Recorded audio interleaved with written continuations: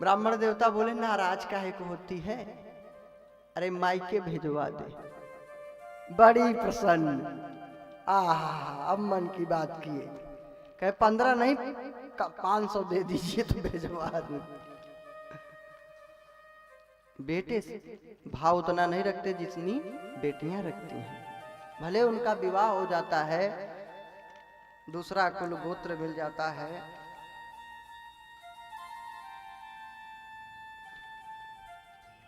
लेकिन उनका ममता प्रेम कभी कम नहीं होता। बुढ़ापे तक मेरा भैया है, मेरा भतीजा है, प्रेम बना रहता है। थोड़ा सा सुनती हैं कि पिताजी की थोड़ी स्वास्थ्य खराब है, दौड़ पड़ती हैं, तो मायके का नाम सुन के बड़ी प्रसन्न कि 15 नहीं 500 हो तो बस भेज ही आऊं। अरे तुम नहीं भेज देना, नहीं तो बैठे हैं फिर ध्यान रखना। कहेंगे बहुत मायके से प्रेम है। सब कुछ लुटा डाले तभी कंस के सेवक आए, बोले कि नंद बाबा खूब दान पुण्य कर रहे हो और वार्षिक कर नहीं दिए हो। कंस ने भेजा है, वार्षिक कर चुकाओ पहले।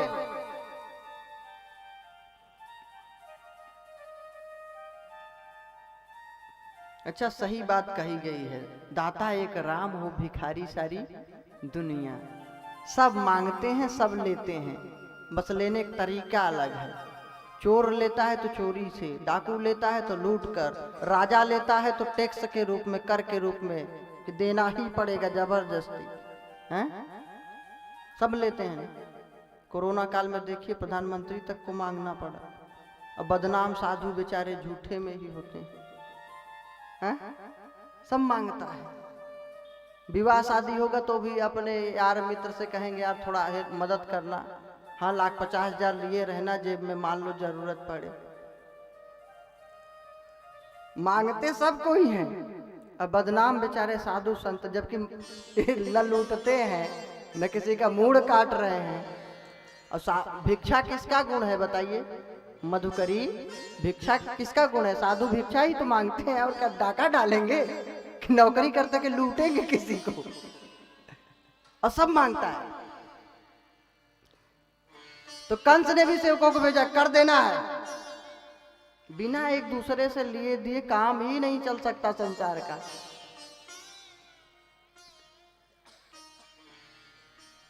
इसीलिए कहे दाता एक राम भिखारी सारी दुनिया। भगवान ही एक दाता है और वो भी भक्तों से मांगते हैं प्रेम। वो भी कहते हैं कि मैं भी दाता भले हूं लेकिन भक्तों के अधीन हूं, अहम भक्ता पराधीन हूं।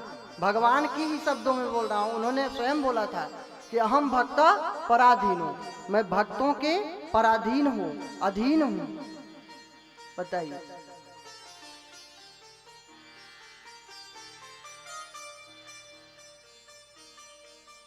राजा ने टैक्स मांगा है, कर अब देना पड़ेगा। अब नंद बाबा बड़े दुखी कि सब कुछ तो लुटा दिया, अब टैक्स कैसे दूं राजा का, कर कैसे दूं। खजांची को बुलाए कि भाई जाकर देखो कुछ खजाने में है। बोले नहीं महाराज सब कुछ तो लुटा डाले, कुछ नहीं खजाने में है, खजाने में कुछ नहीं बचा है। लेकिन आप कहते हैं आज्ञा दे रहे हैं तो जाके देखता हूं। जब खजाने में आकर के देखा है खजांची ने, महाराज आश्चर्यचकित हो गया। नंद बाबा के पास आया, नंद बाबा ने कहा क्या बात है, बड़े आश्चर्य की तरह देख रहे हो।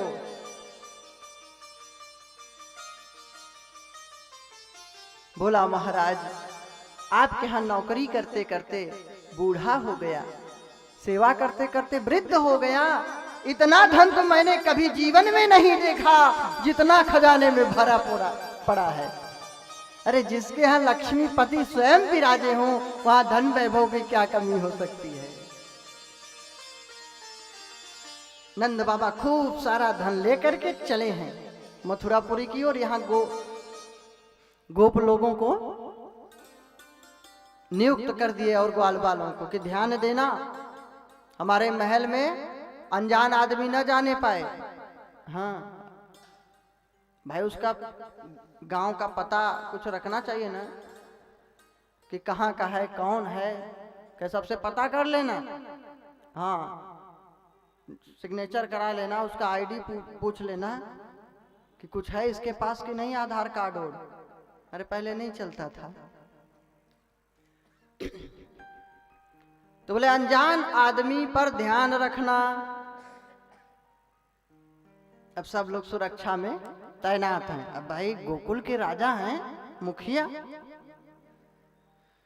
गए हैं कंस के पास कर देने के लिए। और इधर कंसेन प्रहिता घोरा पूतना बाल घातिनी शिशुंश्चार निघ्नन्ति पुरग्राम ब्रजादिषु।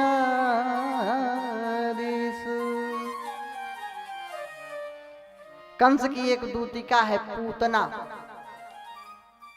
आई है बालकों को मारने के लिए।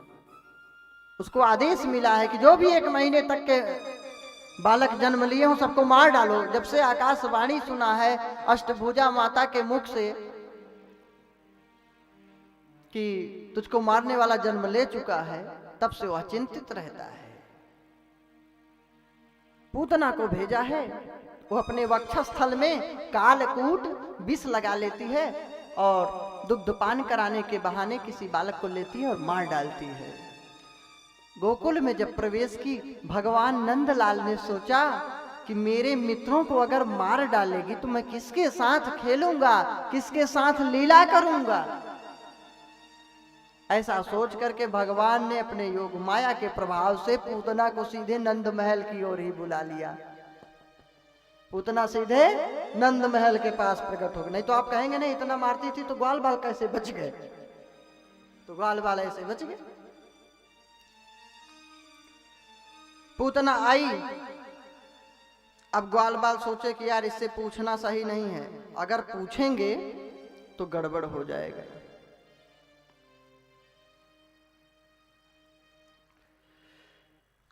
ग्वाल बालों ने सोचा कि ये सुंदर रूप बना करके आई है लक्ष्मी जैसे,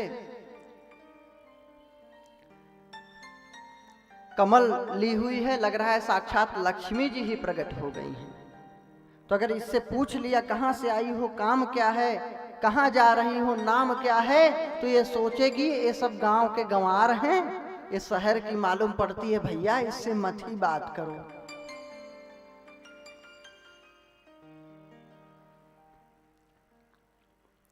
ग्वाल बाल नहीं पूछे, सीधे नंद महल में यशोदा के पास पहुंच गई पूतना। यशोदा मैया ने स्वागत किया, सत्कार किया है, आसन दिया है। यशोदा मैया पूछी कि और बहना कहां से आई हो? उसने कहा तुम्हें मालूम नहीं है, मैं ब्राह्मणी हूं, तपस्विनी, मथुरा से आई हूं, मथुरापुरी से, बड़ी प्रसन्न, हा शहर से आई है, बताओ मेरे लाला का जन्म सुन करके। हाँ, नंद बाबा का लग रहा है नाम मान सम्मान बहुत ज्यादा है, बड़ी प्रसन्न। और आओ भगत की, उसे क्या पता है कि जिसे हम अपना समझ रहे हैं वही अपना शत्रु बन बैठेगा।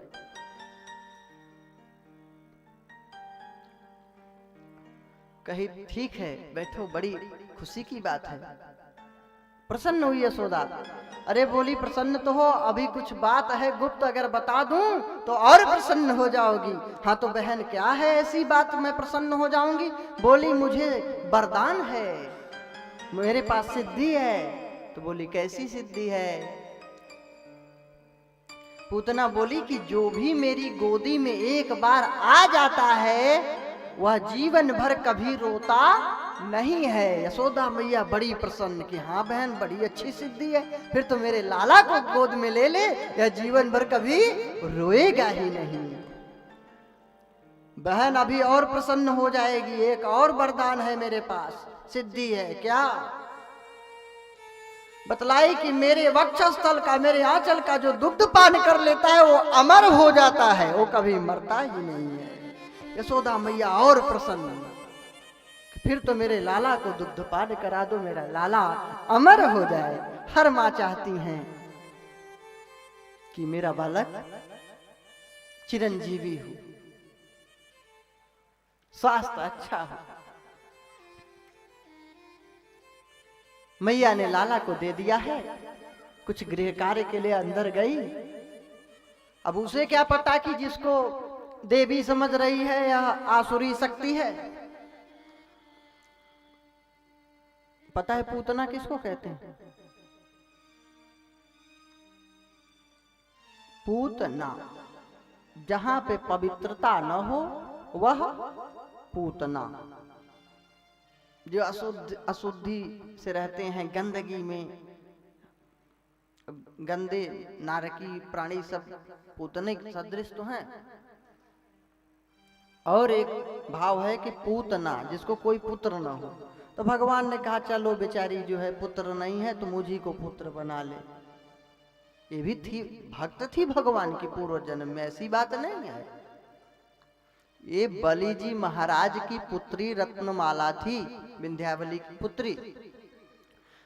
जब भगवान वामन रूप धारण करके पधारे थे यज्ञशाला में बलि के, तो रत्नमाला देखी, इतना सुंदर छोटा सा 52 अंगुल का अद्भुत बालक। बड़ी प्रसन्न हुई, मन ही मन भगवान को खूब मनाने लगी, हे प्रभु अगर ऐसा बालक मुझे हो जाए तो कितना अच्छा रहता, कितना प्रेम करती मैं। भगवान तो मन की बात जानने वाले अंतर्यामी बोले एवमस्तु। फिर जब विशाल रूप धारण करके पूरे त्रैलोक्य को नाप लिए 2 ही चरण में और बलि को बंधन में बंधा दिए, तब बोली मेरा पुत्र ऐसा होता तो जहर दे के तो मारी डालती। भगवान तो अंतर्यामी बोले एवमस्तु। तो जब मरी तो वही पूतना बनी और भगवान ने कहा दोनों कार्य इसका पूर्ण करना है, आशीर्वाद दिया हूं तो ये दुग्धपान भी करा ले, प्रेम भी कर ले और विष दे भी ले, दोनों इसकी इच्छा पूर्ण हो जाए। तो वही पूतना बन के आई है। अब आसुरी स्वभाव कंस की भेजी गई, उसका काम था मारना। भगवान को वक्षस्थल का दुग्ध पान कराने लगी। भगवान दुग्ध पान करते समय अपने नेत्रों को बंद कर लिए और दुग्ध पान करते करते प्राणों को खींचना शुरू किए। विकराल रूप बनाई है, आसुरी वेश बना करके बाहर नंद महल के उड़ गई। सब ग्वाल बाल सब देखे, घबरा गए कि अरे ये तो राक्षसी है। यशोदा मैया बिल्कुल मूर्छित है, सब रो रहे हैं। नेत्रों को पता है क्यों बंद किए थे? भगवान ने सोचा अगर मेरे प्रत्यक्ष कोई आ गया, अगर मैंने दृष्टि डाल दिया तो जीव पावनिज सहज स्वरूपा मम दर्शन फल परम अनुपा। तो वास्तविक रूप प्रकट हो जाएगा जो है। भगवान के आगे बनावटी वेश छिपेगा और नेत्रों में सूर्य का वास है, और जब ही प्रकाश पड़ेगा तो अंधकार और कोहरा नहीं रह सकता। उसी प्रकार दिव्य शक्ति दैवी संपत्ति के आगे आसुरी संपत्ति कब तक टिकेगी? भगवान के आगे असुर कब तक ठहरेंगे? और भगवान नेत्र इसलिए बंद किए, सोचे कि मैं तो माखन मिश्री खाने आया हूं, अभी जन्मोत्सव मनाया जा रहा था। बताओ अभी छठी का दिन है, छठा दिन हुआ और आज पूतना मौसी आ गई जहर पिलाने के लिए। तो वे आंख मूंद के बोले हे भोलेनाथ, जहर पीने का अभ्यास आप ही का है। समुद्र मंथन से जब विष निकला था तो आप विष पी लिए थे, आ जाओ मैं तो दूध पीऊंगा, विष आप ही पियो। कई भाव है संतों का, भक्तों का नेत्र बंद करने का, और बालक का सहज स्वभाव होता है नेत्र बंद कर लेता है। पूतना का दुग्ध पान करते करते उसके प्राणों को खींचना शुरू किए हैं और सोई गोविंदाय नमो नमः। धड़ाम से धरती पर गिरी पूतना और उसका प्राण निकल करके भगवान में समा गया। उसको दिव्य गति मिली, भगवत धाम मिला। 1.5 योजन लंबा शरीर है इसका।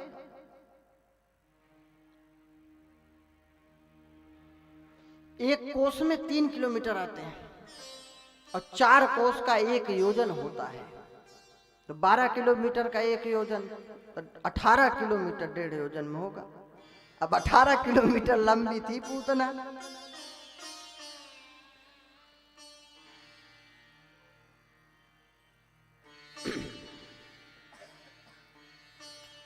अठारह किलोमीटर लंबे, सब वृक्ष उखड़ गए, गिर गए सब।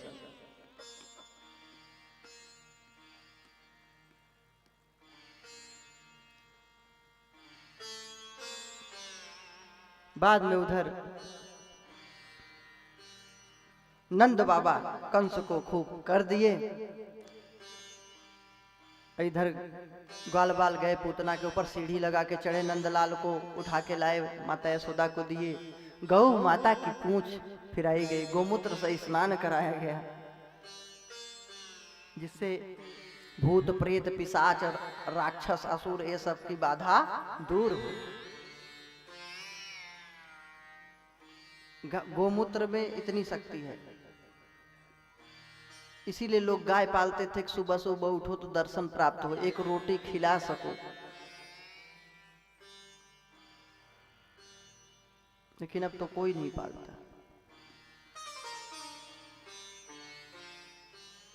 तभी तो जब से गायें घूम रही हैं, ऐसे दुखी आदमी भी वैसे ही परेशान है?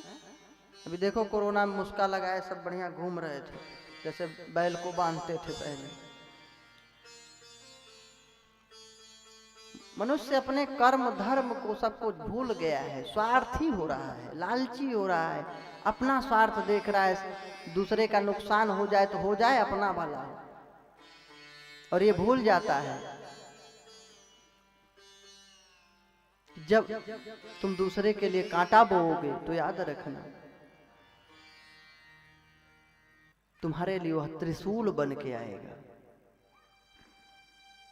जो दूसरे के लिए गड्ढा खोदता है ना, उसके लिए पहले ही कुआं तैयार मिलता है।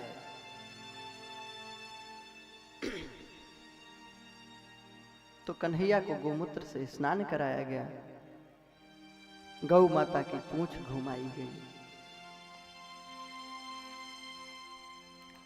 इधर कंस के पास कर दिए।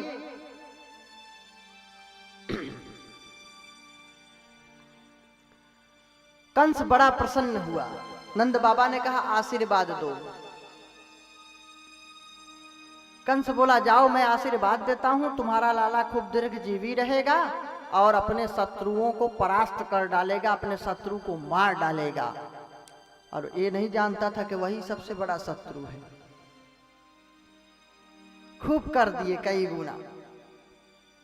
वसुदेव जी से मिले, आपस में मित्रों की बातचीत हुई। वसुदेव जी ने कहा मित्र अब ज्यादा देर तक यहाँ न ठहरो, कंस के दूत सेवक सब घुमा करते हैं, संदेह कर लेंगे, फिर आपको खतरा हो, संकट आ जाए।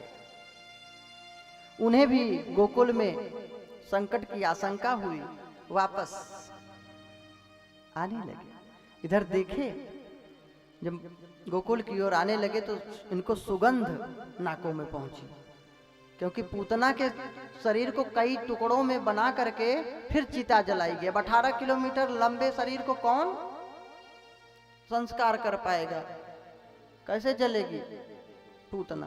तो उसको कई टुकड़ों में बांट करके बहुत सी चिताएं लगाई गई, और उससे जो चिता से धुआं निकला, उससे अगर, चंदन, गुलाब, केसर, कुमकुम, ये सब का सुंदर सुगंध बिखर रहा था। नंद बाबा बोले कि अभी तो अब मैं आया हूं, तो इतना जल्दी कैसे, कौन संत महान पुरुष पहुंच गया, कौन भक्त पहुंच गया, इतना यज्ञ कौन कर रहा है? जब आए तो पता चली बात कि ये पूतना थी राक्षसी। तब उन्होंने निश्चय किया है कि मैं गोकुल को छोड़ करके कभी नहीं जाऊंगा। जो गोकुल को छोड़ करके जाता है वही आदमी दुखी रहता है, और जो गोकुल में रहता है, गोकुल में ध्यान देता है गोकुल पर, वो कभी दुखी नहीं रहता। गोकुल में ही रहना चाहिए, और गोकुल पे जो ध्यान देगा उसी गोकुल में फिर कन्हैया माखन चोरी करता है, लीला करता है, क्रीड़ा करता है, प्रेम करता है, भक्तों को आनंद प्रदान करता है। गो कहते हैं इंद्रियों को, कुल कहते हैं समुदाय को। तो इंद्रियों के समुदाय जो हैं, जो हमारे नेत्र हैं, श्रवणेन्द्रिय है, मुख है, रसना है, नासिका है, त्वचा है, जो ये इंद्रियां हैं, पंच ज्ञानेंद्रियां, पंच कर्म इंद्रियां। पंच ज्ञानेंद्रियां कौन कौन है? श्रवणेन्द्रिय, नेत्र इंद्रिय, श्रवणेन्द्रिय अर्थात कानों से जो सुन रहे हैं, नेत्र इंद्रिय, और घ्राण इंद्रिय जिसको नासिका है, रसनेन्द्रिय जो स्वाद मिलता है, और त्वचा इंद्रिय जिसको स्पर्श का अनुभव प्राप्त होता है, जिसमें परिश्रम नहीं करना पड़ता। जैसे स्वाद लेने के लिए कुछ करते हो क्या? अच्छा, सुनने के लिए कुछ कर रहे हो क्या? देखने के लिए कुछ मेहनत कर रहे हो क्या? तो ये ज्ञान इंद्रिय है, अनुभव जिनसे होता है। और कर्म इंद्रियां पंच कौन कौन है? जिनसे कर्म किया जाता है। वाणी, वाणी इंद्रिय जो बाक इंद्रिय है, मुंह बोलने के लिए तो ताकत लग रही है ना, तो कर्म इंद्रिय हो गई। और हाथ पैर और मलमूत्र त्याग के 2 इंद्रिय। तो ये पंच कर्मेंद्रियां हैं, पंच ज्ञानेंद्रियां। इन इंद्रियों पर नियंत्रण होना चाहिए। ये इंद्रियां जो ज्ञान इंद्रियां हैं, जो ज्ञान इंद्रियां हैं, इन ज्ञान इंद्रियों को भगवान की ओर लगाना है। संसार की ओर लगाएंगे तो विषयाकार हो जाएंगी।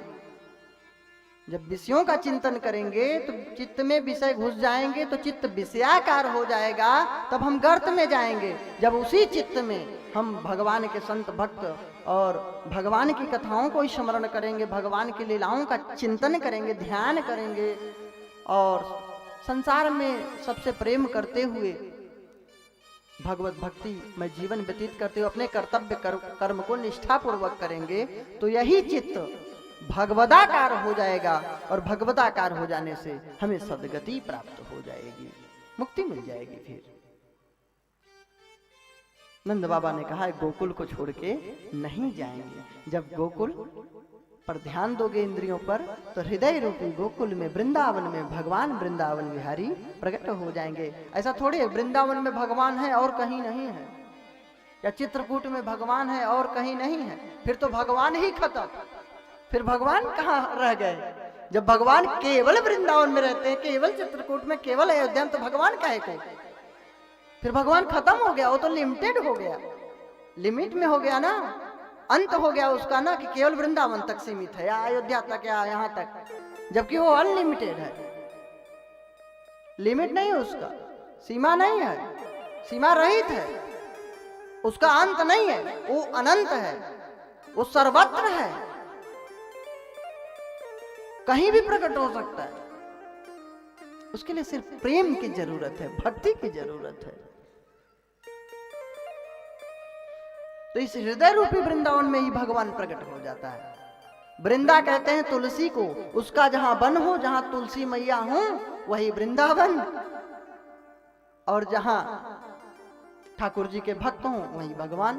भगवान ने स्वयं कहा है, लोगों ने पूछा भक्तों ने कि प्रभु अच्छा सही बताओ, आप रहते कहाँ हो?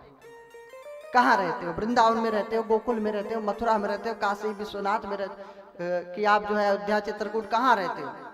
कि बैकुंठ में रहते हो, साकेत में रहते हो, गोलोक में रहते हो, कहाँ रहते हो? सही सही बताओ, वहीं जाएं हम दर्शन कर लें। भगवान ने कहा इस भ्रम में मत रहना कि मैं वहीं मिलूंगा।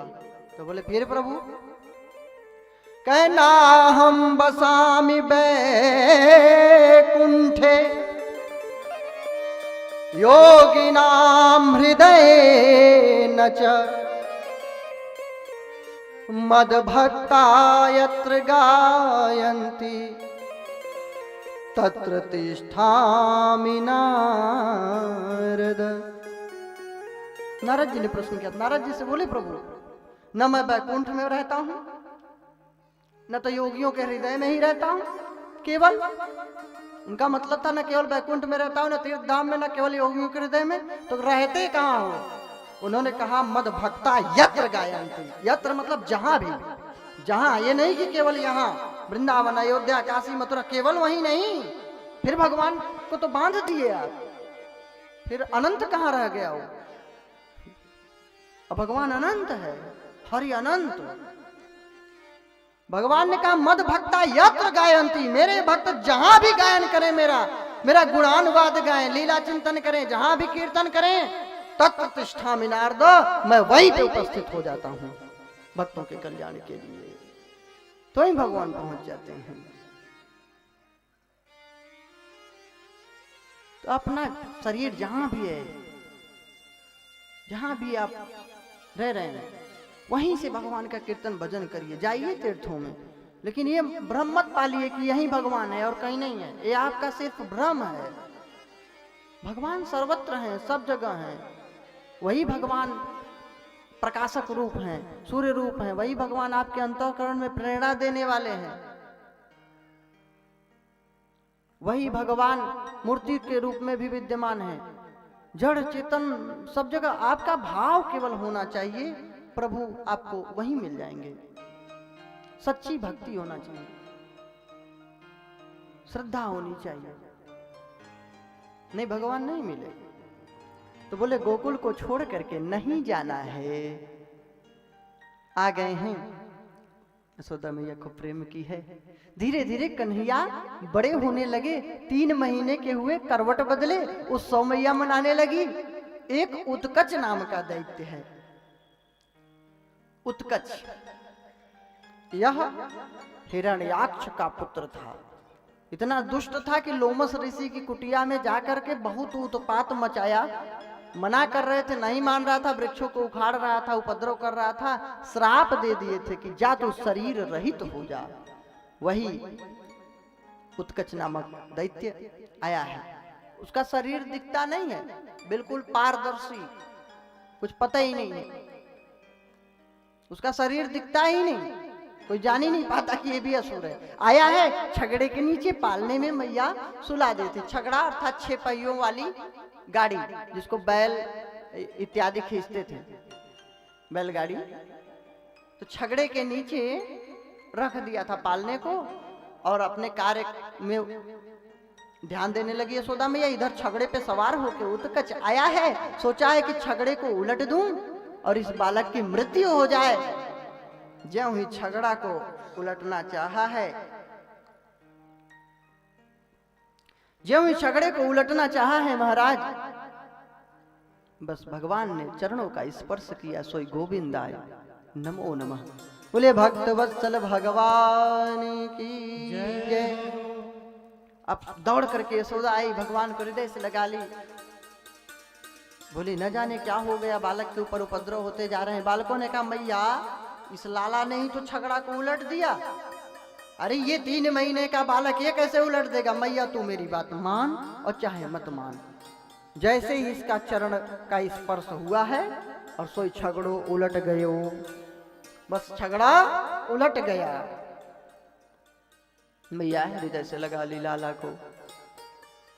नंद बाबा आए, डांटने लगे कि तू बता, बालक को ऐसे छोड़ देती है, कुछ हो गया तो। और प्रेम देखिए, भगवान की माया 3 प्रकार की है। जगन मोहिनी माया, स्वजन मोहिनी माया और मोहन मोहिनी माया। तो भगवान साधारण प्राणियों के लिए जो उनकी माया है, संसार में भटक रहा है जीव, भक्ति नहीं कर पा रहा है, तो ये जगन मोहिनी माया के प्रभाव के कारण। और स्वजन मोहिनी माया, स्वजन मोहिनी माया अपने भक्तों के ऊपर माया डाल देते हैं। कैसी माया? अरे मेरे लड्डू गोपाल को ठंडी लग रही होगी, अरे इनको भोग लगाना है, अरे ये मेरे लड्डू गोपाल हैं, ये इनके लड्डू गोपाल हैं, ये मेरे भगवान। तो भगवान तो सबके एक ही है, लेकिन ये स्वजन अपने भक्तों पे माया डाले हैं, किस लिए? इनका कल्याण हो, विशेष प्रेम कर सकें भगवान से। तो उसी प्रकार नंद, यशोदा या दशरथ जी, कौशल्या मैया, इन सब पे भगवान अपनी स्वजन मोहिनी माया डाल देते हैं, जिससे भगवान को अपना सखा, मित्र, पुत्र, संबंधी माने और इनका कल्याण हो जाए। जैसे हम लोग लड्डू गोपाल को मान लेते हैं ना, सखा, पुत्र, भाई, कुछ भी बना लो। त्वमेव माता च पिता त्वमेव बंधुश्च सखा त्वमेव, कुछ भी बना लीजिए, भगवान तो सब कुछ बनने को तैयार है। तो ये स्वजन मोहिनी माया डाल देते हैं जब भक्तों के ऊपर, तो भक्त उनको अपना मित्र, सखा, प्रियतम, पुत्र, पिता, माता सब कुछ मान लेता है और उसका उद्धार हो जाता है। तो अपनी स्वजन मोहिनी माया डाले हैं, तो नंद बाबा यशोदा मैया अपना बालक समझते हैं कन्हैया को। और एक होती है मोहन मोहिनी माया। तो ये मोहन मोहिनी माया कौन है? राधा रानी किशोरी जू। ये मोहन को भी मोहित कर देती हैं और माया इन्हीं की है। राधा कोई और नहीं है, कृष्ण ही राधा है, राधा ही कृष्ण है, कोई अलग नहीं है। राम ही सीता है, सीता ही राम है। ये कोई स्त्री पुरुष जैसे ना समझिए इनको। तो ये भगवान को भी मोहित कर देती हैं। तो ये तीन माया है भगवान की। अब आपको निश्चय करना है कि किस माया से जुड़ना है। मोहन मोहिनी माया से जुड़ना है कि स्वजन मोहिनी माया से जुड़ना है कि जगन मोहिनी माया से जुड़ना है। तो जगन मोहिनी माया से जुड़ेंगे तो ही गर्त में जाएंगे, बाकी दोनों माया तो ठीक है, कल्याणकारी हैं। अरे कहते नहीं दया माया रखना भाई। माया मतलब प्रेम भी होता है, दया भी होता है, करुणा भी होता है। ऐसा नहीं समझना कि माया मतलब गलत ही होता है। और एक अर्थ है जो नहीं है उसको समझ लेना। माँ मतलब नहीं, या मतलब जो नहीं है उसको हम समझ रहे हैं, यही वास्तविक माया है। उसको ये समझना है कि भगवान के अलावा सब नश्वर है, नष्ट होने वाला। अब भगवान धीरे धीरे और बड़े हो गए, 6 महीने के हो गए, घुटने के बल चलने लगे सुंदर। एक दिन एक तृणावर्त नामक असुर आया, बवंडर, तिनके का घेरा, जो तूफान चक्रवात होता है, गोल गोल घूमता है हवा तिनके पत्तों को लेकर के, उसी रूप में तृणावर्त नामक असुर आया है, भगवान को उड़ा ले गया। भगवान भी मस्त घूम रहे हैं आकाश में। सोचे अच्छा जो है वायुयान मिला है, जहाज मिला है, सुंदर सैर कर लो गोकुल में, सब देख लो किसके घर में मटकों में क्या क्या रखा है, कहाँ माखन है, कहाँ मिश्री है, पता नहीं फिर मौका मिलेगा कि नहीं। भगवान ने मारा नहीं, खूब दर्शन कर लिए। फिर बोले कि मामा श्री अब जाइए। कहे कहाँ? कहे जहाँ मौसी पूतना गई है। बस नन्हे नन्हे छोटे छोटे कर कमलों का स्पर्श किए हैं गले से, बस सोई गोविंद आय नमो नमः। बोलिए भक्त वत्सल भगवान की जय।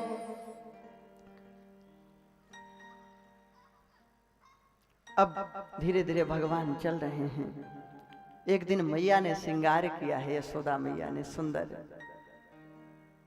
सुंदर श्रृंगार कर रही है, प्रभु के को सजा रही है, जैसे आप लोग करते हैं ना, भाव से प्रेम होता है कि कन्हैया तू अच्छे से सज जा। बढ़िया श्रृंगार करते हैं, सोचते हैं अच्छा अच्छा ये मुकुट अच्छा नहीं लग रहा है क्या? अच्छा भक्तों की भावना है, जो वैष्णव हैं, जो भगवान के प्रेमी हैं, वो लोग ऐसा ही सोचते हैं। जो नहीं हूँ तो वो लोग इसको मतलब गलत न माने, क्योंकि भाव तो जिसका है वही समझ सकता है। ये तो प्रेम की बात है, यहाँ ये प्रेम की बात है, सबको नहीं समझ में आता।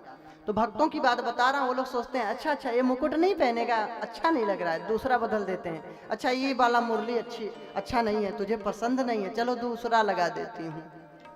माताएं सोचती हैं, भक्त लोग भी सोचते हैं, चलो ये वाले केस जो हैं, बाल नहीं अच्छे हैं, दूसरा लगा दो। हाँ, भाव होता है ना।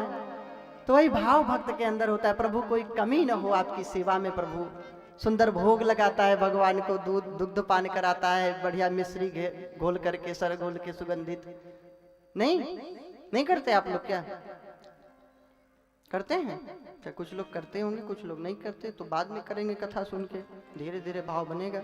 तो आइए उसी भाव को भजन के माध्यम से श्रवण करें कि कैसे भक्त कहता है, कैसे यशोदा मैया सजा रही है प्यार से। कान्हा रोज रोज तुमको सजाता रहूं और मनाता रहूं, पर भजन में कभी कुछ कमी हो नहीं। हाँ, कमी हो नहीं, कमी हो नहीं। हाँ, कमी हो नहीं।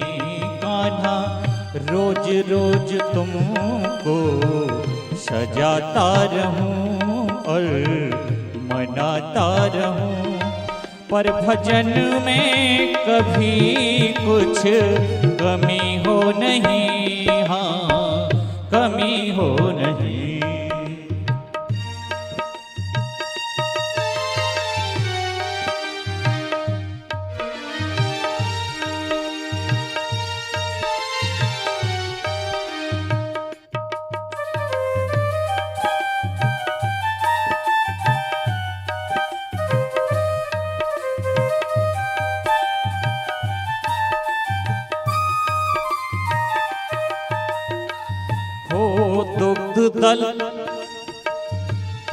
दुग्ध दधि जल शहद से नहलाया करूं, रेशमी वस्त्र सुंदर पहनाया करूं।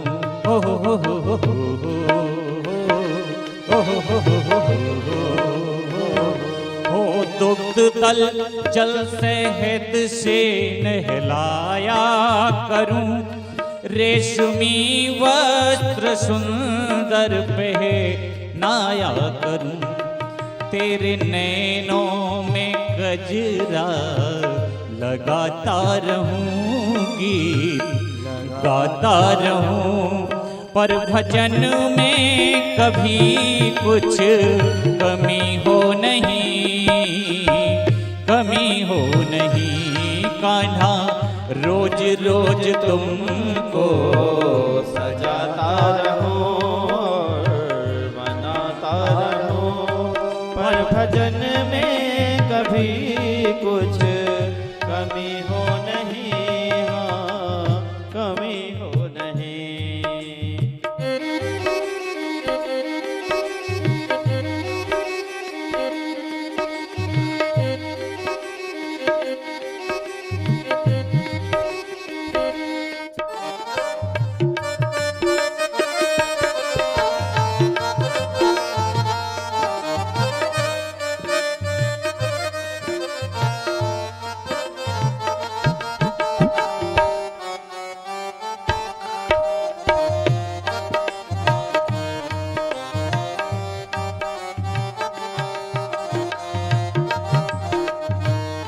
कुमकुम केसर के चंदन लगाऊं तुझे, पुष्पमाला में सुंदर पहनाऊं तुझे।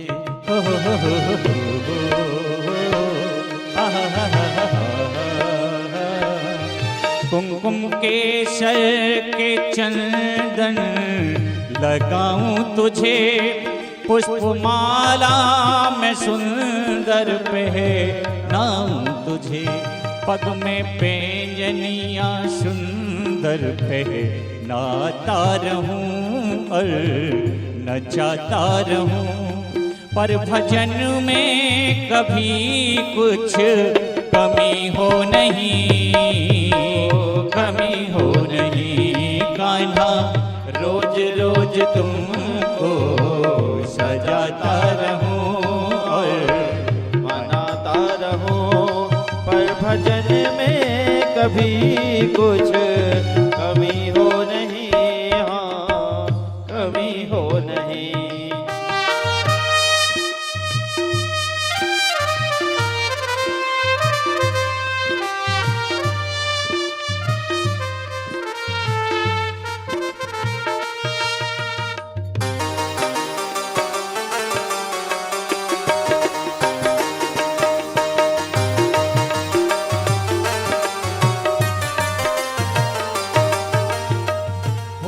प्यार से सुंदर व्यंजन खिलाऊं तुझे, दुग्ध में मिश्री केसर पिलाऊं तुझे।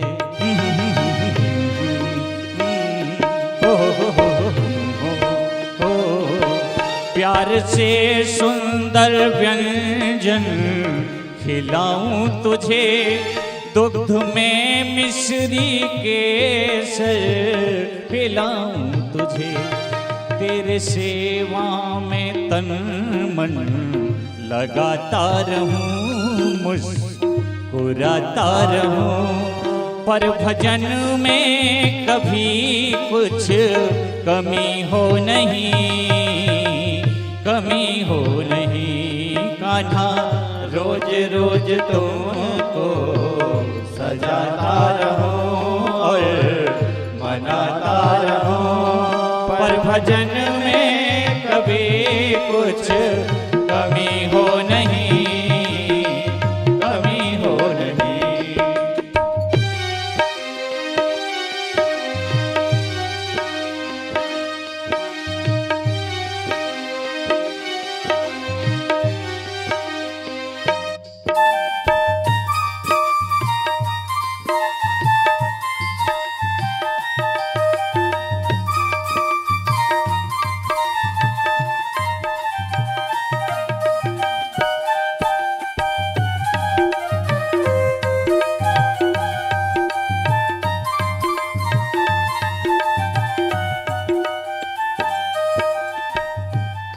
साथ में गा के लोरी सुनाऊं तुझे, प्यारा सा गीत गा के जगाऊं तुझे।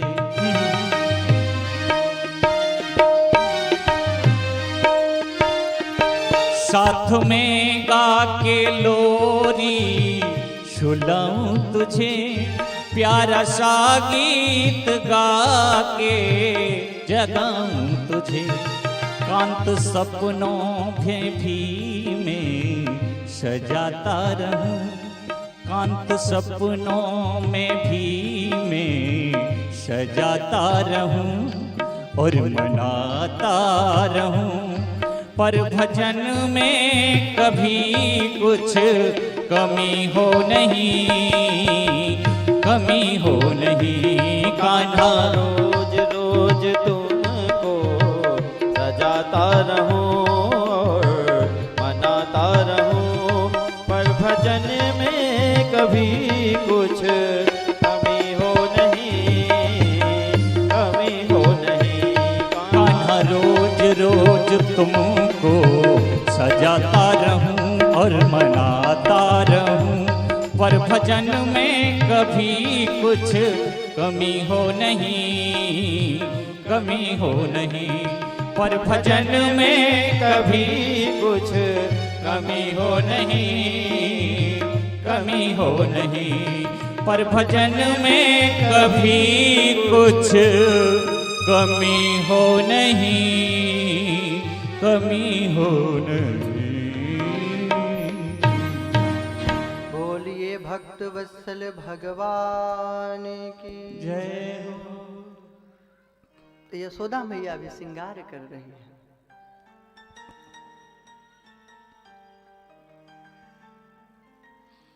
भगवान ने कहा कि मैया को श्रृंगार पर पसंद आ जाएगा तो रोज एक कसरत कराएगी। हाँ, कभी फूल बना रही है गालों में, कभी पत्ते बना रही है, कभी तिलक लगा रही है। तो अगर इसको पसंद आ गया तो रोज ही कसरत कराएगी। इसलिए इस श्रृंगार को रखना नहीं है। मैया श्रृंगार करके बिठा करके अच्छे अच्छे कपड़े पहना करके चली गई। अब भगवान दौड़ करके गए हैं, गोमूत्र में गोबर में सीधे लोट-पोट के आ गए। मैया फिर से स्नान करा के श्रृंगार की, अब कायदे से बैठा रहना उद्यमी। फिर दौड़ करके गए, ऐसे घुटने के बल जल्दी जल्दी गए, फिर चार पैर पर लकीर बनाते हुए, घुटने के बल जब चलेगा बालक और कीचड़ से लगा हुआ तो फिर चार लकीर बनाते हुए, लकीर दो लकीर बढ़िया लंबी सी कीचड़ लगाते हुए घर भर में आ गए। मैया कही कि लग रहा है ये सुअर है। हाँ, तम सुकरोसि गत जनमनि पूतनारे, तू लग रहा है सुअर है, सुकर है, सुकर। कन्हैया ने दाऊद जी से कहा, क्यों भैया कोई ज्योतिषी पंडित जी तो नहीं आए थे? बोले नहीं, तो बात क्या है? अरे मैया कह रही तुम सुकर हो, मैं 12 अवतार धारण किया था एक बार। इसको कैसे मालूम हो गई बात? कभी मछली बोलती है पानी में छप छप खेलते हैं तो। भगवान को ऐसे ही नहला धुला के साधारण तिलक उलक लगा के बैठा दिया।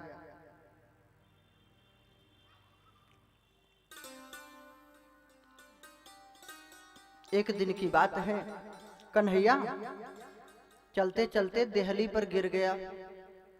अब न तो अंदर जा पा रहे हैं न बाहर, रो रहे हैं। नारद जी आए, कहे वाह प्रभु वाह, जब बामन अवतार धारण किए थे तो पूरे त्रैलोक्य को नाप लिए थे और आज आप देहली को नहीं लांघ पा रहे हैं।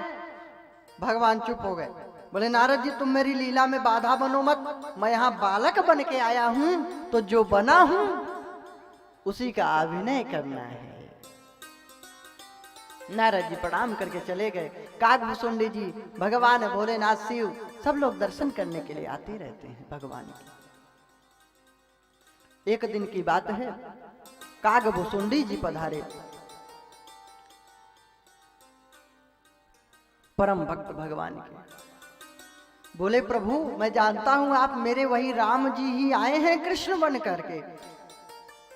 अच्छा तो जानते हो तो क्या चाहते हो? ये जो माखन रोटी खा रहे हो प्रभु ना, मैं चाहता हूं कि कुछ प्रसादी इधर भी छोड़ दो। भगवान ने कहा मैं नहीं देने वाला। अरे प्रभु आप करुणा निधान, करुणा के सिंधु, राम अवतार जब धारण किए थे राम रूप में प्रभु, तो आप दही दूध चावल दही भात खाते थे जब, तो जब मैं पीछे पीछे उड़ता था घूमता था तो जूठन परई अजीर मह सोई उठाई कर खाऊं, लरिकाई जह जह फिरन तह तह संग उड़ाऊं, जूठन परई अजीर मह सोई उठाई कर खाऊं।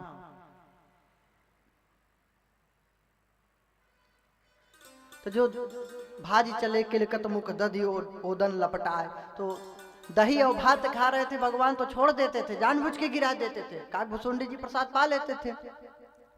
भगवान कृष्ण बोले नंदलाल की देखिए भैया, अब इस अवतार में देखिए काम नहीं चलेगा मर्यादा से। यहां तो सठम साठ्यम समाचरित करने के लिए मैं आया हूं, दुष्ट के साथ दुष्टता का ही बर्ताव करूंगा।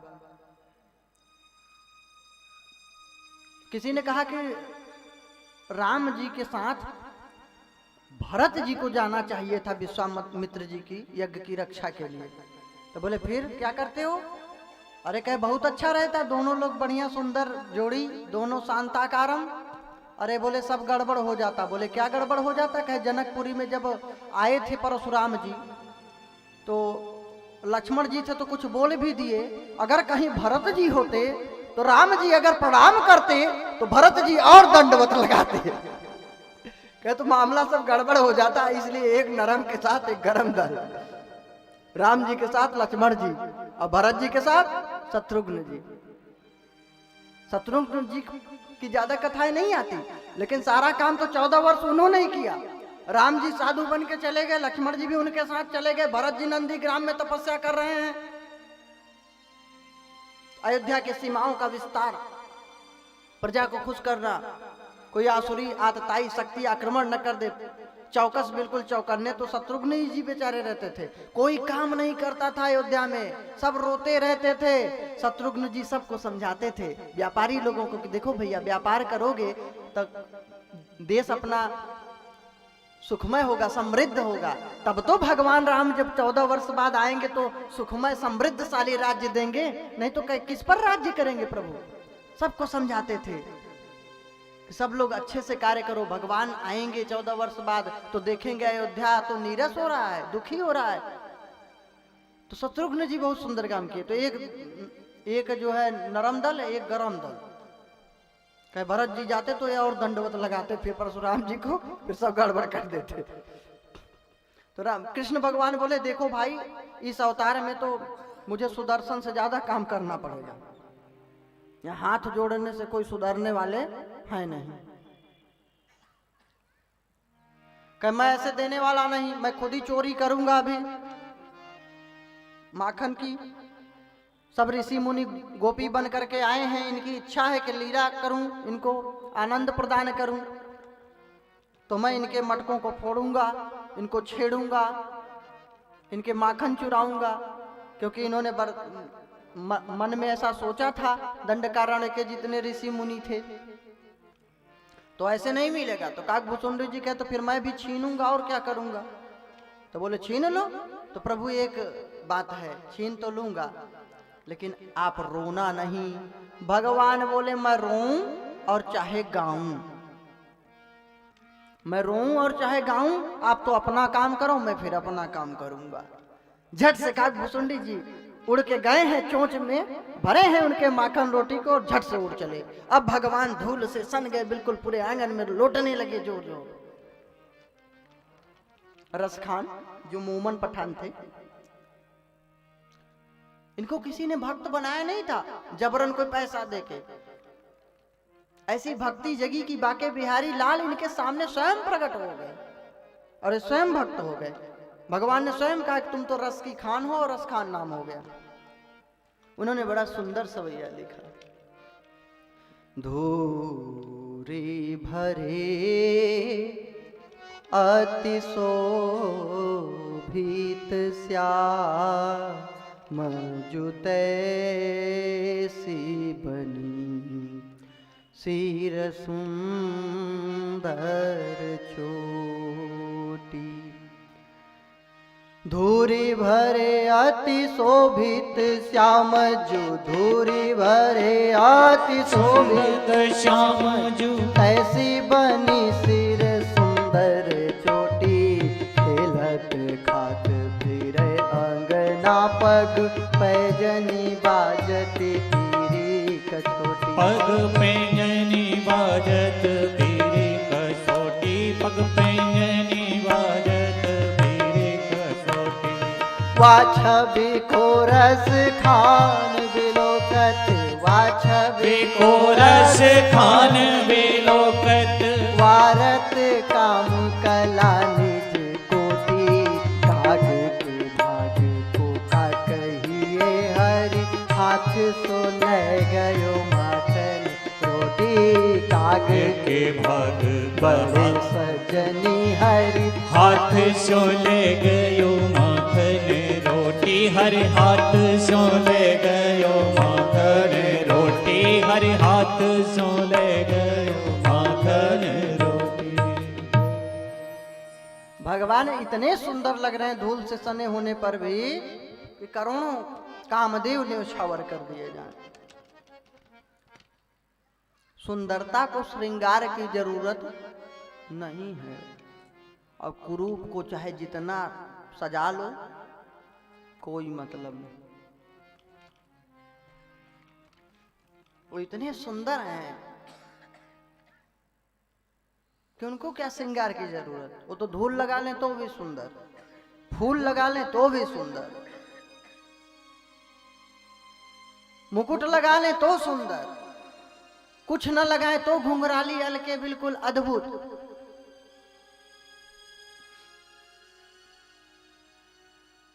अद्भुत भगवान की छवि लीला।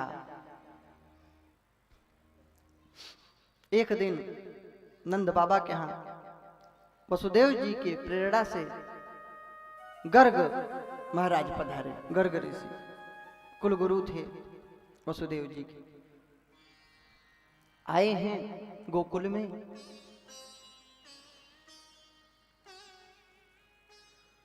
सुंदर नामकरण संस्कार किया जाने लगा। ये हुआ कि ज्यादा भीड़ भाड़ नहीं करना है, सामान्य रूप से स्वस्ति वाचन इत्यादि करके गौशाला में नामकरण कर दिया जाए, नहीं कंस को बात पता चलेगी तो उपद्रव करेगा। स्वस्ति वाचन इत्यादि करके नामकरण संस्कार करने के लिए उद्यत हुए गर्ग जी महाराज। रोहिणी मैया दाऊ जी को लेकर के बैठी हुई है गोदी में, और यशोदा मैया नंदलाल को, अपने लाला को लिया हुआ है। गर्ग महाराज ने नामकरण किया दाऊ जी का, राम नाम रखा, बलराम नाम रखा, बलभद्र रखा, और बोले कि ये संकर्षित होकर के रोहिणी के गर्भ में आए हैं, देवकी के गर्भ से, इसलिए इनका नाम संकर्षण भगवान होगा। और यमुना जी का कर्षण करेंगे, इसलिए भी इनका नाम संकर्षण। बोले संकर्षण भगवान की जय हो। जब भगवान कृष्ण की बारी आई तो भगवान श्री कृष्ण को देख करके मुग्ध हो गए। इतने सुंदर हैं भगवान। भगवान की सुंदरता को कौन वर्णन करे। जब जनकपुर की सखियां गाली दे रही थी, गारी गा रही थी, तो लक्ष्मण जी बोले कि प्रभु देखो ये बहुत गाली दे रही हैं, कुछ तो नियंत्रण करिए। तो क्या करूं लक्ष्मण? कहे प्रभु आप मर्यादा पुरुषोत्तम तो हैं ही, अब भगवान बन जाइए थोड़े देर के लिए। कहे ठीक है क्या करूं? कहे बस एक बार मुस्कुरा करके देख लीजिए प्रभु बस। कहे ठीक है। भगवान जैसे ही मुस्कुरा करके देखे हैं, जैसे मुस्कुरा करके देखे तो अद्भुत, राम को रूप निहारत ही, राम को रूप निहारत ही, सुधि भूल गई सब गावन हारी, भूल गई अवधेश को नाम, सो देने लगी मिथिलेश को गारी, भूल गई अवधेश को नाम, सो देने लगी मिथिलेश को गारी। राम को रूप निहारत ही, राम को रूप निहारत ही, सुधि भूल गई सब गावन हारी, भूल गई अवधेश को नाम, तो देने लगी मिथिलेश को गारी। ओ देने लगी मिथिलेश को गारी, देने लगी मिथिलेश को गारी, देने लगे मिथिलेश को गारी। मुस्कुरा करके जैसे ही भगवान ने देखा, सुध बुध भूल गई सब गाली देने वाली सखियां, सुध भूल गई सब गावनहारी, और अयोध्या नरेश दशरथ जी का नाम ही भूल गई। अब गाली तो दे रही हैं लेकिन नाम भूल गई दशरथ जी का, तो दशरथ जी के जगह जनक जी को गाली देना शुरू कर दिया। अब पूरे बराती लोग दशरथ जी महाराज सब ठाका मार के हंसने लगे। सखियों ने कहा देखो देखो देखो चक्रवर्ती सम्राट होके हंस रहे हैं कैसा जोर जोर से। लक्ष्मण जी ने कहा चुप, बड़ी आई जो है गाली दे रही हो जनक जी को, तो हंसे नहीं तो क्या रोए। तो इतने सुंदर हैं भगवान, अद्भुत। इनको देख करके गर्ग महाराज बिल्कुल समाधिस्थ हो गए, ध्यान लग गया, अश्रुपात होने लगे, प्रेम विह्वल हो गए, प्रेम से भावुक भक्तिमय। गर्ग जी महाराज सोचने लगे कि मन ही मन की देखो, दुनिया का नाम जिसके कारण है, आज उस भगवान का, नारायण का मैं नाम रखने जा रहा हूं। कितनी सौभाग्य की बात है। मैया ने कहा अरे गुरुदेव आप सोच रहे हैं क्या हो गया? अरे नेत्र तो खोलिए। हाँ, जब राम भगवान जन्म लिए थे तो वहां भी ऐसी लीला हुई थी। काग भुसुंडी जी और शंकर जी पहुंचे थे दर्शन करने के लिए। अब अंदर जाने को ही नहीं मिलता था। जब जाने को नहीं मिलता था तो करें क्या? शंकर जी बोले चलो मैं बनता हूँ ज्योतिषी, तू बन मेरा चेला। काग भुसुंडी बोले ठीक है, मैं ऐसे भी आपका चेला ही हूँ। अब भोलेनाथ बढ़िया लिख गया, श्री श्री शंकर पंडित बढ़िया कैलाश से पधारे हैं। अयोध्या में शोर हो गया, जिसका भी बताते हैं कुंडली बिल्कुल सही। अब शंकर जी जिसका भविष्य बताएं, कोई गड़बड़ हो सकता है। जिसको बोलते हैं बस 2 मिनट बाद सोना मिल जाएगा, मिल जाता है। जिसको जो बतलाते हैं सब मिल जाता है। जिसको बोलते हैं कि सर में दर्द होगा, दर्द होने लगता है। अब पूरे नगर में इनकी महिमा गूंज गई, प्रचार प्रसार बहुत जल्दी हुआ। अब ये हुआ कि महल में क्यों नहीं इनको ले जाया जाए। मैया कौशल्या ने कहा अपनी दासी से कि जा करके ले आओ, ऐसे विद्वान ब्राह्मण हैं तो हमारे लाला का भी कुछ कुंडली बना दें, कुछ बता दें भविष्य। अब बुलाया गया, दासी बुलाई। अब चले शंकर भगवान और कागभूषुंडी दोनों लोग।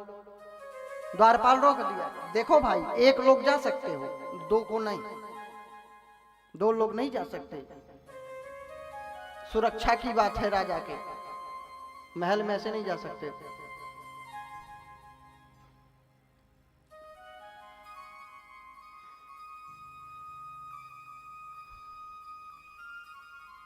तो बोले शंकर भगवान कि देखो बच्चा कागभूषुंडी,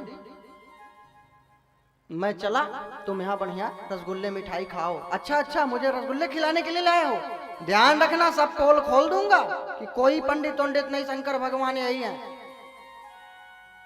मैं तो मुझे ले चलो साथ में। अरे बोले कि कोई बात नहीं है, तो अपने अपने भाग्य की बात है। अच्छा बाहर गुरु जी। कागभूषुंडी जी बोले कि ले जाओ ले जाओ ले जाओ, ये बूढ़े आदमी नजर कमजोर, ये थोड़ी कुछ करते हैं, देखता तो मैं हूं, ये केवल बताते हैं। बोले हाँ तो तुम चलो, ये नहीं जाएंगे। हाँ बोला ठीक है, क्या करेंगे बूढ़े आदमी, यही इनको पूरी सब्जी दे दो, प्रसाद खाएं, मिष्ठान इत्यादि खीर उर। भगवान शंकर जी बोले बाहर चेला, कागभूषुंडी बोले ये तो अपने अपने भाग्य की बात है। शंकर भगवान कहे जाएगा चेला, देखो भाई ऐसी बात है कि ये चेला है, मैं गुरु ये देख के बताता है और मैं उसको बनाता हूं कुंडली, उसकी जो है भविष्य बताता हूं अपने मुख से, तो हम दोनों के बिना काम नहीं बनेगा। अरे कहे फिर तो जाओ, ये बात पहले ही बता देते। अब दोनों लोग पहुंचे, भगवान राम जी को मैया कौशल्या ने दिया।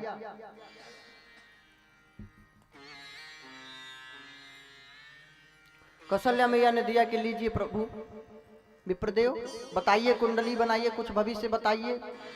भगवान शंकर जी लिए जब गोद में, बोले मैया नजर कमजोर है, नजदीक दे दे, बिल्कुल गोदी में ले लिया। बड़े प्रसन्न शंकर भगवान जब देखे हैं राम जी को तो नेत्रों को बिल्कुल बंद कर लिए, ध्यान करने लगे। और कागभूषुंडी जी जब नेत्रों से देखे भगवान को तो नेत्र बंद ही नहीं कर रहे थे। मैया घबराई कि भगवान ये कौन पंडित आए हैं, एक आंख बंद कर लिया, खोलता नहीं है, और एक खोला है तो पलक ही नहीं झपकाता, ये कोई जादू टोना लगा रहे हैं क्या। मैया बोली ये पता नहीं कौन है। बस मैया उबने वाली थी, किसी अनुचर को बुला के कहती इनको निकालो बाहर। तब तक भगवान राम ने जटा को पकड़ा है, इनके हाथों से हिलाया शंकर भगवान के, अरे उठो।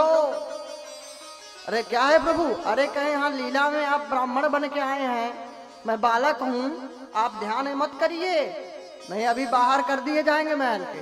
अरे अरे तुरंत ध्यान से देखने लगे। मैया बोली क्या कर रहे थे, नेत्र बंद कर लिए थे और एक बंद ही नहीं कर रहे हैं, खोल ही नहीं रहे हैं, क्या मामला है।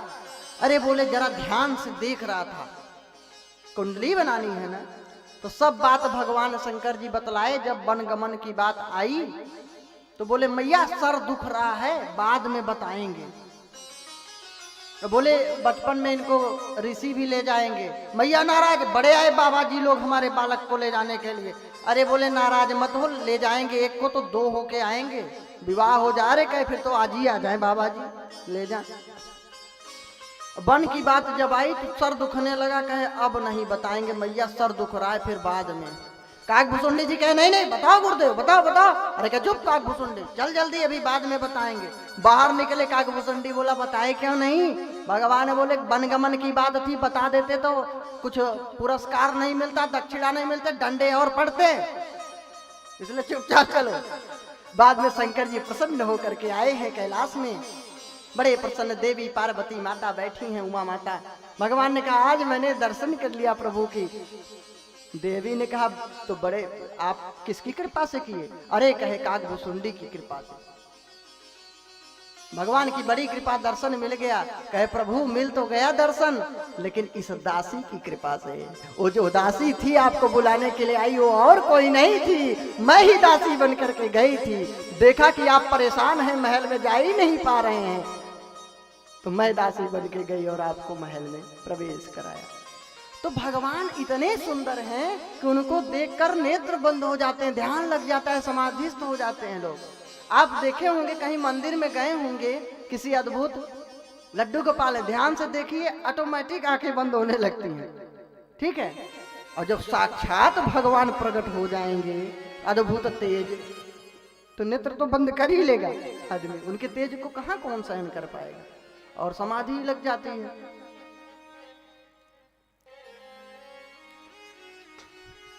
महाराज गर्ग जी महाराज ध्यान करने लगे। मैया यशोदा बोली, गुरुदेव क्या कर रहे हैं?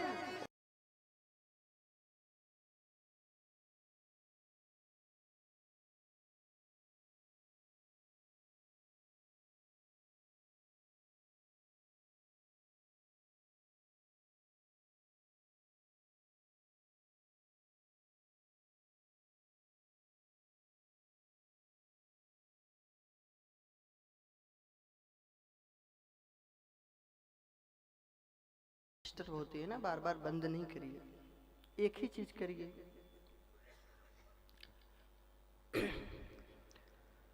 तो महाराज गर्ग जी ध्यान से उठे, फिर नामकरण करने लगे। बोले मैया, यशोदा से बोले, यशोदे जिनका मैं नामकरण कर रहा हूं ये कोई साधारण नहीं है, इनके बहुत से नाम हैं। कभी वसुदेव जी के घर आए थे, इसलिए श्रीमान वासुदेव भी कहेंगे लोग, नंदलाल कहेंगे, यशोदानंदन कहेंगे, देवकी नंदन कहेंगे, कृष्ण कहेंगे, श्याम कहेंगे, घनश्याम कहेंगे। अब एक नाम हो तो मैं इनका नाम बताऊं। बहूनि संति नामानि रूपाणि च सुतस्य गुणकर्मानुरूपाणि तान्यहं वेद नो जनाः।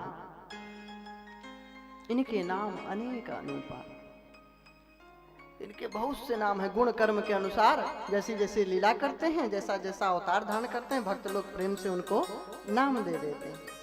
सुंदर नामकरण किया गया। अब भगवान चलना सीख गए हैं, बढ़िया सुंदर ठुमक ठुमक कर चलते हैं, पैजनी रुनझुन रुनझुन अद्भुत बाजती है। एक दिन रोने लगे, मैया से बोले, ये चांद कोला, ये जो चंद्रमा है ना मैया, इसको नीचे उतार,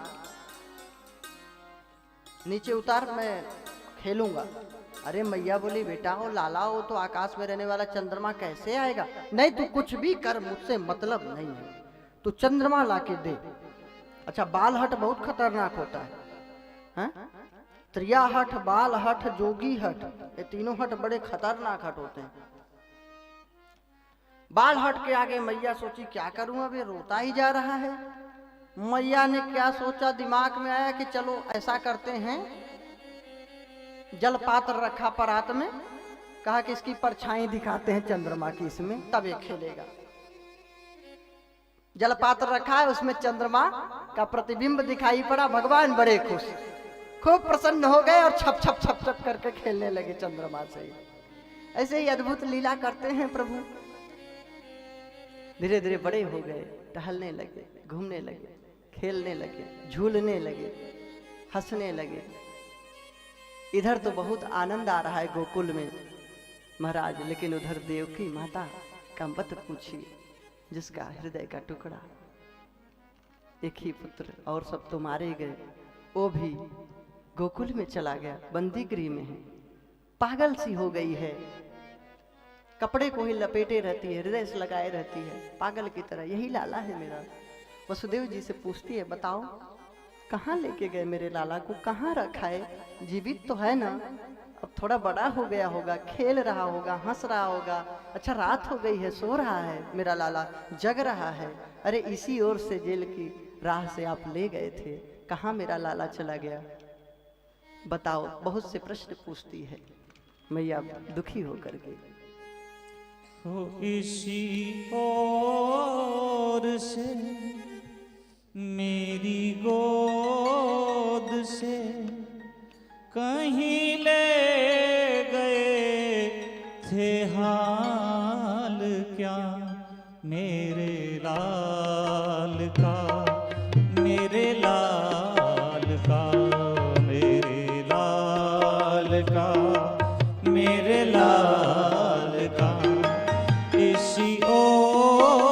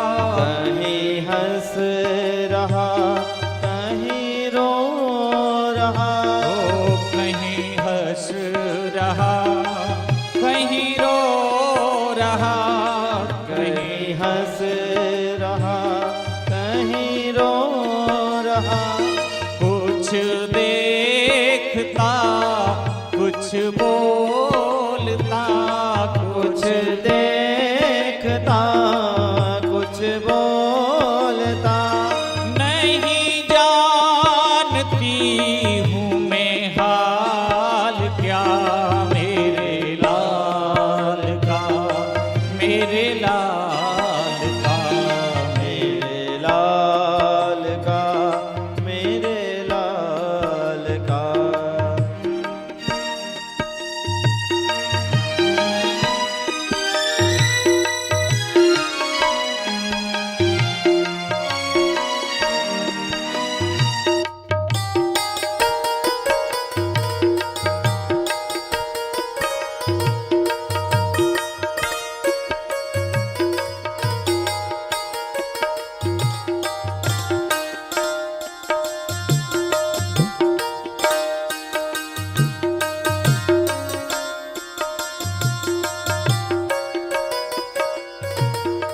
कहीं झूलता कहीं खेलता, कहीं झूलता कहीं खेलता, कहीं बैठता कहीं दौड़ता, कहीं बैठता कहीं दौड़ता, ओ कहीं बैठता कहीं दौड़ता, कहीं बैठता कहीं दौड़ता। किस है डगर किस है नगर, किस है डगर किस है नगर, कुछ तो बता दो है हाल क्या मेरे लाल का, मेरे लाल का, मेरे लाल का, मेरे लाल का।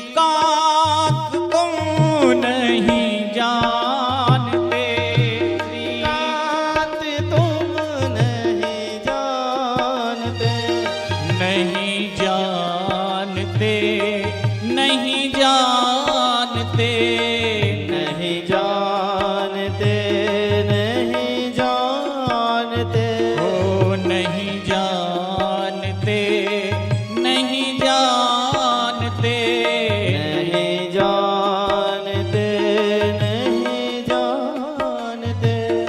महादेव की हुई बाबरी, महादेव की हुई बावरी, फिर भी पता नहीं हाल क्या मेरे लाल का, मेरे लाल का, मेरे लाल का, मेरे लाल का। वो ऐसी ओर से मेरी गोद से, इसी ओर से मेरी गोद से, कहीं ले गए थे है हाल क्या मेरे लाल का, मेरे लाल का, मेरे लाल का, मेरे लाल का। ओ मेरे लाल का, मेरे लाल का। बोलिए देव की माता की जय हो।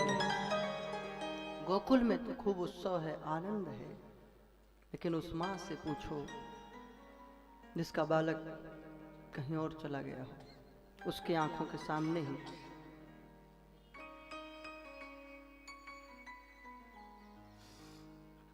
मजबूरी में भेजना पड़ा। किसी तरह वसुदेव जी समझाते हैं, लेकिन माँ का हृदय तो माँ का ही होता है, उसके आंसू कब रुकने वाले। इधर गोकुल में अब धीरे धीरे भगवान श्री कृष्ण अपनी मित्र मंडली के साथ घूमना शुरू किए।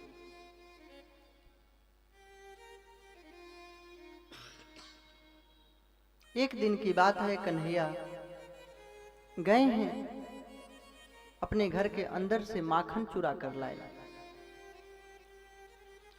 चुराना क्या है, उन्हीं का माखन है, उन्हीं के लिए तो मैया बनाती है मक्खन।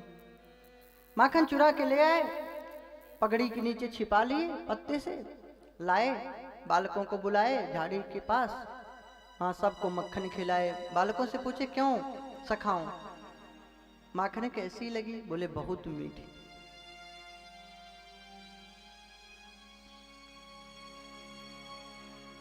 बोले पता है क्यों मीठा है? बोले नहीं। कहे क्योंकि यह चोरी का है।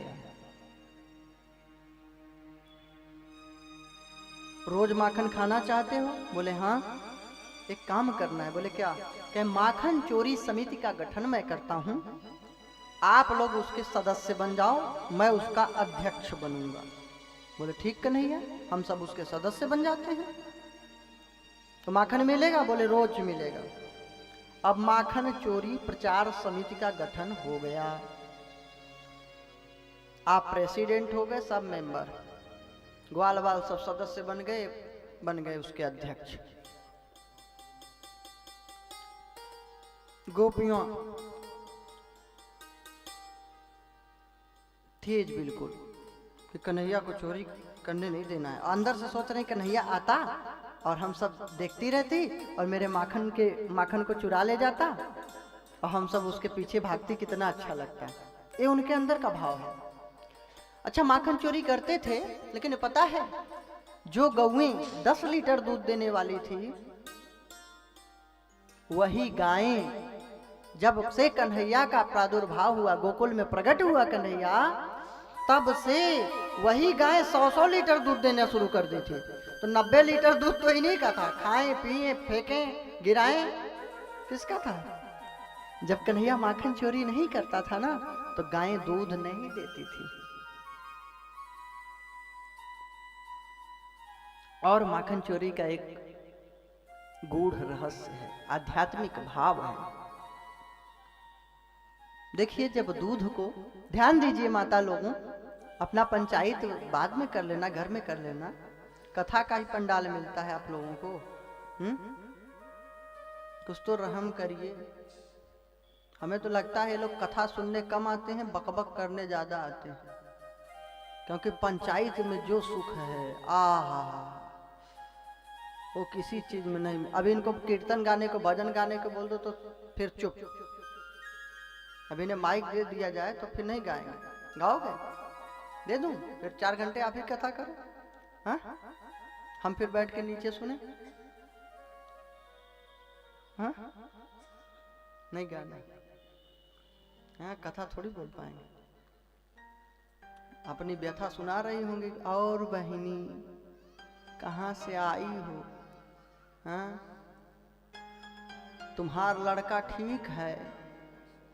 अब बिटियावा, हाँ, बुइया के यहाँ गई थी। अरे सुन लो, 7 दिन, अब तो 2 ही दिन बचा है आज को छोड़ के। किसी तरह तो लोग आते हैं कथा में बेचारे, अब वो भी बक बक। शांति से सुनिए। हम ये बताइए, इतना बड़ा क्षेत्र है, थोड़े से लोग जो आते हैं, हमको लगता है ये भक्त हैं, लेकिन ये बात सही नहीं है, क्योंकि भक्त जब जाता है कथा में ना, तो बोलता नहीं है। सत्संग में बोलना और विघ्न डालना, ये सब अपराध है। आपको पता है कथा में, अब जब, अच्छा ये बताओ, बातचीत करोगे तो इसका मतलब कथा में ध्यान नहीं है। ये 2 ही चीज हो सकता है, या एक ही चीज हो गया, या तो कथा ध्यान से सुन रहे हो, या तो बोल रहे हो। अब बोल भी रहे हो, कथा भी सुन रहे हो, ऐसा तो भाई भगवान ही कर सकते हैं, महापुरुष। आप लोगों से तो आशा ही नहीं किया जा सकता। और कथा में मन क्यों नहीं लगता पता है? नाराज नहीं होना, आप लोगों को नहीं कह रहे हैं, तुलसीदास जी ने लिखा है, कि जो बोलते रहते हैं कथा मन नहीं लगता है, चकर पकड़ करते हैं, उसका कारण एक है क्या? तुलसी पूरब पाप से हरि चर्चा न सुहाए। तुलसी पूरब पाप से हरि चर्चा न सोहाय।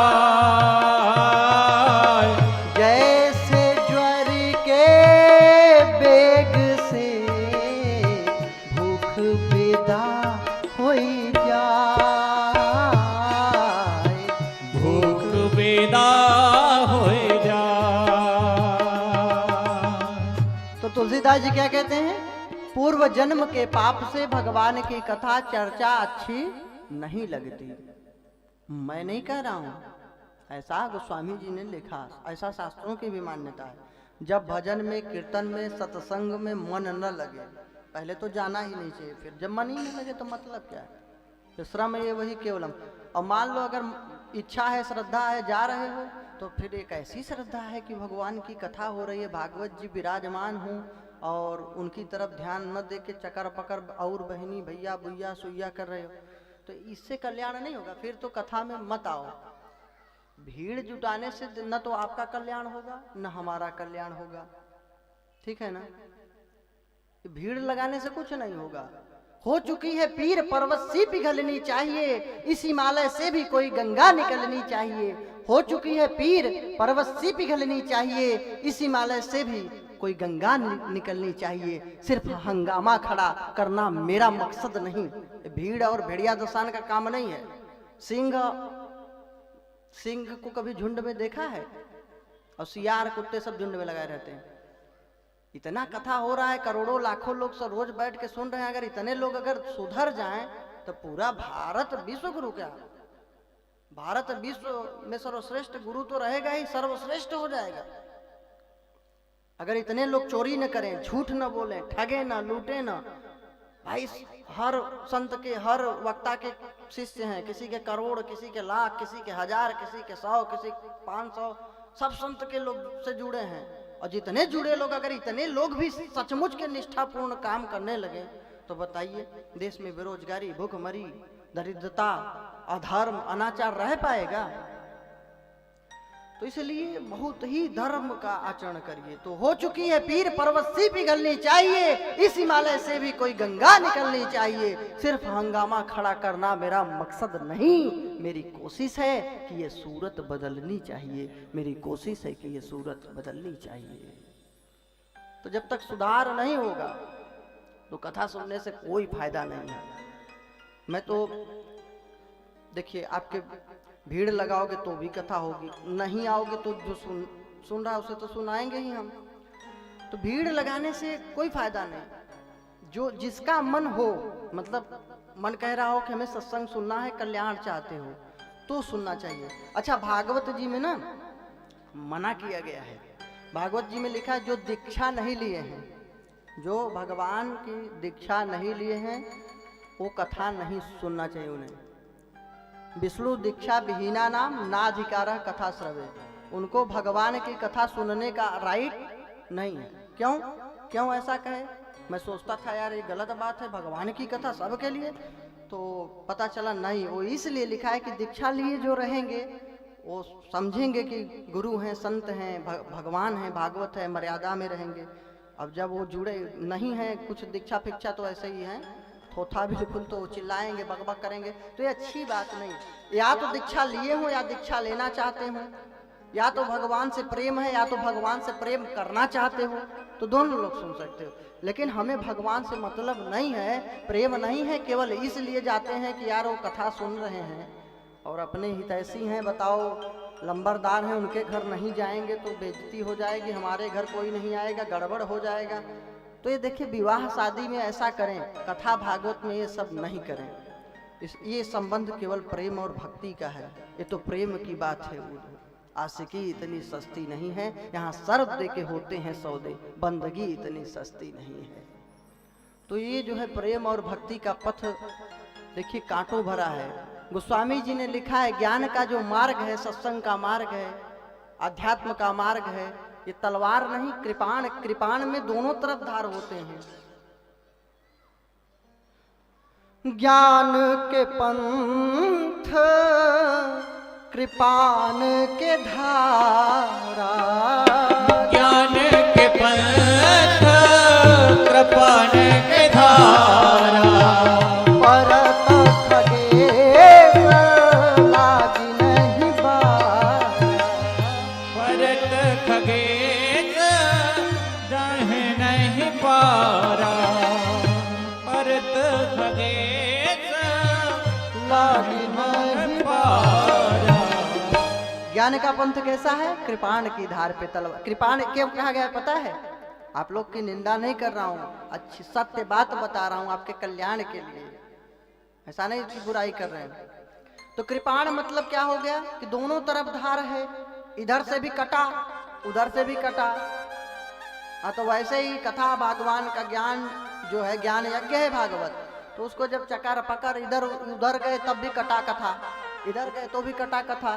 तो जब कथा सुने ही नहीं पाए, कथा सुनने से कल्याण होगा, जब सुने ही नहीं तो गुनेंगे क्या, क्या मनन चिंतन करेंगे, क्या उसको समझेंगे। तो इसलिए जब 4 घंटे के लिए कथा में जाइए तो कथा में चुपचाप बैठ के शांति पूर्वक सुने, और नहीं तो नहीं जाना चाहिए। गुस्सा में क्रोध में नहीं बोल रहे हैं, मतलब सही बात बता रहे हैं। क्या फायदा, किस लिए जाते हो बताओ? अच्छा, हम नहीं नाराज हो, हम क्यों नाराज होंगे? मत है खुश, हमको तो कथा सुनाना है।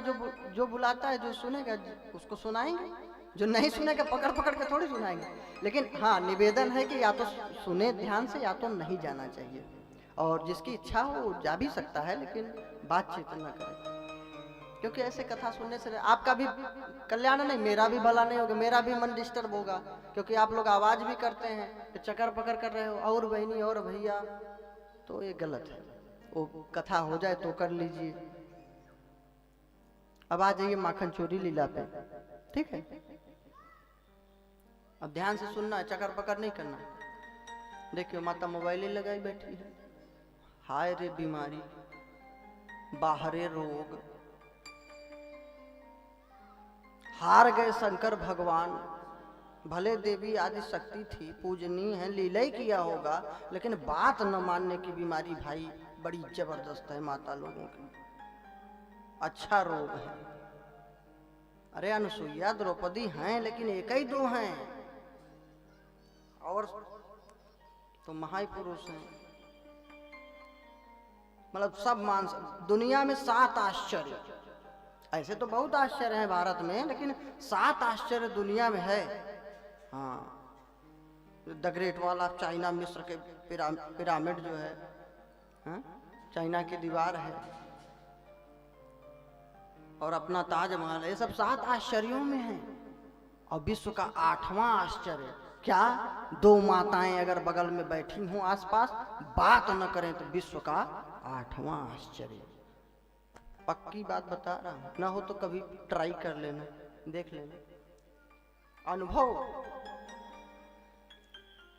इन लोगों के लिए तो अलग अलग कुर्सी बिठाया जाए तब ठीक रहेंगे। अच्छा, सोच भी रही होंगे कि लोग बैठे हैं, हम लोग पागल हैं, पलथी में लगाए बैठे हैं आराम से, तो क्या करें? या तो नींद आएगी या बात करेंगे। तो कथा सुनाना प्रारंभ करें माताओं देवियों, आदेश है, बड़ी कृपा। ऐसे ही कृपा बनाए रखो 2-3 घंटे। जो नया आए ना तो अपना जगह ढूंढ लेगा, आप मत बोलिए आ जाओ बहनी, यहाँ जगह है, बैठो, तो गप्पे लड़ाने काम आएगा। माखन चोरी लीला को बता रहा था कि यह गुड़ है, आध्यात्मिक भाव है। माखन के लिए बता रहा था कि माखन क्या है। देखिए, जब दुग्ध को अग्नि के ताप पे तपाया जाता है, ठीक है, दुग्ध को क्या किया जाता है अग्नि पे? दही कभी जमाई हो तो तपाते हो ना, आग पे चढ़ाते हो दुग्ध को। तब जब दुग्ध को आग के ताप पे तप्त किया जाता है, फिर उसको न अधिक गर्म हो न अधिक ठंडा, फिर उसमें क्या करते हो? जमावन डालते हो। अच्छा, जमावन भी सब कोई नहीं डालता, कहते हैं भैया मेरे हाथ से दही अच्छी नहीं जमती, तुम डाल दो। हाँ? तो जमावन डाला जाता है, फिर वही दूध क्या बन जाता है अगले दिन? दही। अब जो उसका ओछापन था हिलने डुलने वाला वो खत्म, अब वो गड्ढा बिल्कुल हो गया, हिल डुल नहीं रहा है। फिर क्या करते हैं? मंथन दंड से, मथानी से मथते हैं, फिर उससे क्या निकलता है? मक्खन। अब वो मक्खन ऊपर आ जाता है। अब उसको मटके भर दूध में जल में नहीं, आप समुद्र में फेंक दो, कहीं भी फेंक दो, अब वो तर चुका है, वो डूबने वाला नहीं है। उसी तरह यह जीव रूपी दुग्ध त्रिताप की भट्ठी पर तपाया जा रहा है जन्म जन्मांतरों से। त्रिताप हमने बताया था शारीरिक कष्ट, मानसिक कष्ट और दैविक कष्ट। दैविक कष्ट मतलब बाढ़, सूखा, अकाल पड़ना, बारिश न होना, ये सब दैवी प्रकोप, ओले पड़ना, भूकंप आना, ये सब दैवी प्रकोप है, इस पर हमारा नियंत्रण नहीं है। बिजली गिरना, तो ये 3 प्रकार के ताप से हम संतप्त हैं। तो जीव रूपी दुग्ध तीनों जो त्रिताप है, त्रिताप की भट्टी पे जन्म जन्मांतरों से तपाया जा रहा है। अब जरूरत है उसको सत्संग की शीतल वायु की। सत्संग रूपी शीतल हवा जब चलती है तो यह जीव जो त्रिताप की भट्टी से तप्त है तो फिर थोड़ा शांति प्रदान होती है, आती है शांति ना, कथा सत्संग से, ज्ञान से, भक्ति से। तो फिर अब उसको जरूरत पड़ती है जमावन की। ये जमावन क्या होता है? मंत्र दीक्षा गुरु संत महापुरुष लोग देते हैं। तो फिर अब दृढ़ता आ जाती है। जब जीव जो त्रिताप की भट्टी से संतप्त था, अब जमावन मिल गया, मंत्र दीक्षा हो गई, तो अब वो दृढ़ हो गया। कैसे भजन करना चाहिए, कैसे पूजन करना चाहिए, कैसे सम्मान बड़े छोटे करना चाहिए, कैसे भगवान की कथा सुननी चाहिए, कैसे कीर्तन करनी चाहिए, कैसे प्रभु की प्राप्ति करनी चाहिए, ये सब वो जानने लगता है, दृढ़ हो जाता है। बोझापन उसका खत्म, चंचलता खत्म, अब दृढ़ हो गया। अब जरूरत है क्या? मंथन की। तो सत्कर्म की रस्सी से, अर्थात सत्कर्म करते जाइए और प्रारब्ध के मंथन दंड को सहते जाइए। प्रारब्ध में सुख दुख जो लिखा है उससे विचलित मत होइए।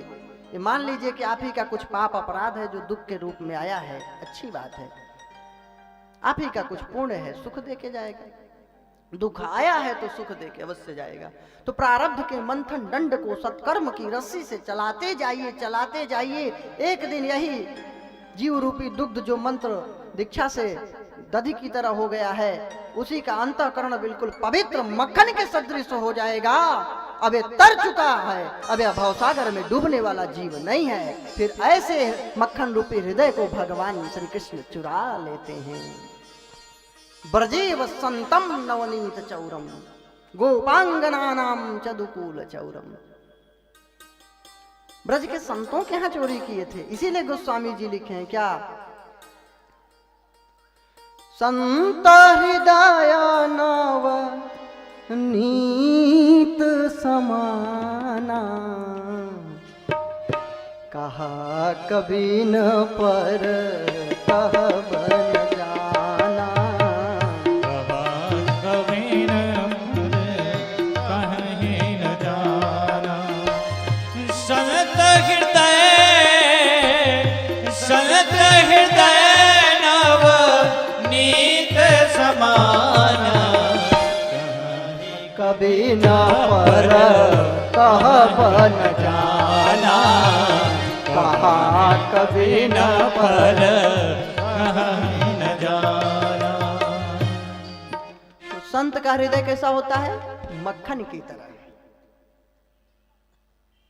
तो ऐसे संत महापुरुषों के हृदय में डेरा घर करके बैठ जाते हैं, उनको चुरा लेते हैं, उनको अपना बना लेते हैं भगवान श्री कृष्ण नंदलाल।